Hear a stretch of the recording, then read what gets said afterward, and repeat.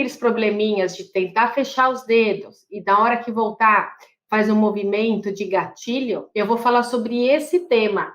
Quando dá esse comprometimento, essa estenose, essa diminuição do canal aqui da nossa mão e apresenta o dedo gatilho. O que é o dedo gatilho? Dedo gatilho é um nome mais popular. E aí você vai sentindo o probleminha nos flexores. Você não consegue dobrar o dedo. E aí começa o gatilho. Por que acontece isso? Vocês já devem ter ouvido falar em síndrome do túnel do carpo, né? Aonde os tendões, nervos, tudo passa por túneis. E aonde há compressão desse túnel, acomete o comprometimento aqui do dedo. Por que acontece isso? Nós temos aqui, tipo, umas bainhas que formam aqui na nossa mão. Então, tem embaixo do quinto dedo, do quarto, tem embaixo de todos os dedos. E quando isso aqui é comprimido, ele acaba causando um processo inflamatório. E aí começa a dificuldade de fechar e abrir o dedo, e você começa a ter a dores na mão. Então, por isso que quando começa a surgir a dor nessa região aqui, ó, da sua mão, pode ser o dedo gatilho, tá?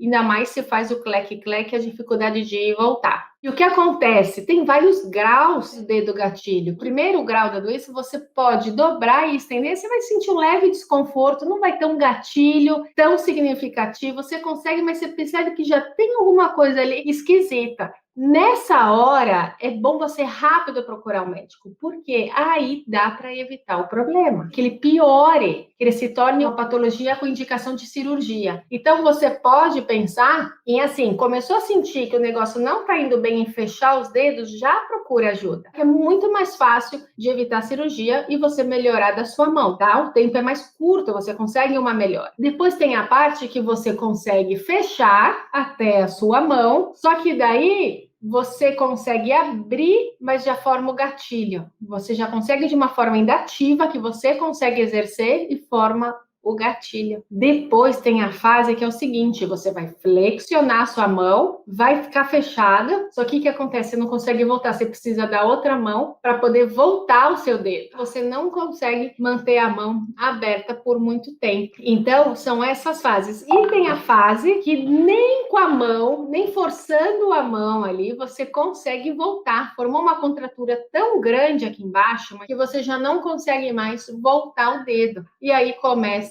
as dores, né? O que causa? Por que acontece isso na mão das pessoas? Primeiro, realmente, é ação mecânica. Então, a partir do momento que você tem um trabalho que você faz muito impacto com as suas mãos, muito movimento de apreensão, se você trabalha com muito fechamento da mão, muitas horas ou com costura, ou secando o cabelo, né, no salão de cabeleireiro, muita apreensão das mãos, muita tensão, você acaba desenvolvendo o dedo gatilho. E aonde ele pode acontecer? Pode acontecer nas duas mãos? Sim, pode acontecer nas duas mãos. Os principais problemas de você trabalhar muito em fechamento é que você acaba fazendo esse tendão aqui ficar em atrito, na polia dele, ali na bainha que ele passa, e aí a dificuldade fica muito grande de você poder movimentar. Então, são sobrecargas, excesso de movimentos de fechamento. E aí, como que é feito o diagnóstico do dedo em gatilho? Basicamente, quando você chega num ortopedista, num reumatologista, num fisioterapeuta, o mínimo de conhecimento que ele tiver, ele mata a charada do dedo em gatilho. Não tem como ele não matar a charada. Ele vai lá, e você vai lá, o jeito a hora que você explicar para ele que você dobrar o dele e fazer o cleque para voltar, ou você não conseguir voltar, ele já vai matar a charada, que é um dedo em gatilho. E que você tem o comprometimento do canal, essa tenossinovite